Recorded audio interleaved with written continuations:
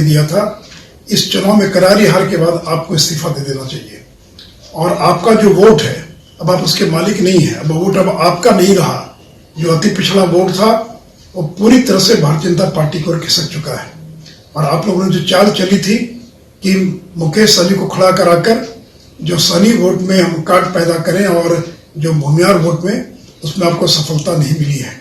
तो इसलिए आपकी जो सारे हथकंडे थे वो फेल कर गए और उसमें कुर्दी की जनता को इस जीत के लिए बधाई देता हूं। और जो बीजेपी के कार्यकर्ता जो दिन रात लगे इस चुनाव के अंदर केदार गुप्ता की जीत के लिए, उसके लिए मैं केदार गुप्ता जी को और कार्यकर्ताओं को भी बधाई और धन्यवाद देता हूं। दे दिया था। इस चुनाव में करारी हार के बाद आपको इस्तीफा दे देना चाहिए और आपका जो वोट है अब आप उसके मालिक नहीं है। अब वोट अब आपका नहीं रहा। जो अति पिछड़ा वोट था वो पूरी तरह से भारतीय जनता पार्टी की ओर खिसक चुका है और आप लोगों ने जो चाल चली थी कि मुकेश सहनी को खड़ा कराकर जो सहनी वोट में हम काट पैदा करें और जो भूमियार वोट में उसमें आपको सफलता नहीं मिली है। तो इसलिए आपकी जो सारे हथकंडे थे वो फेल कर गए और उसमें कुर्दी की जनता को इस जीत के लिए बधाई देता हूं।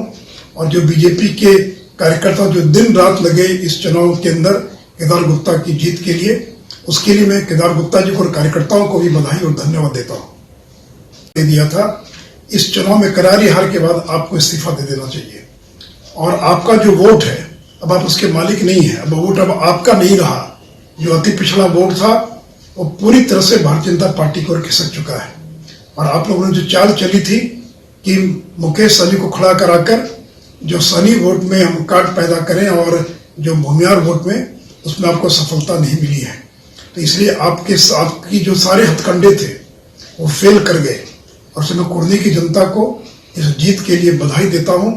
और जो बीजेपी के कार्यकर्ता जो दिन रात लगे इस चुनाव के अंदर केदार गुप्ता की जीत के लिए, उसके लिए मैं केदार गुप्ता जी को और कार्यकर्ताओं को भी बधाई और धन्यवाद देता हूं।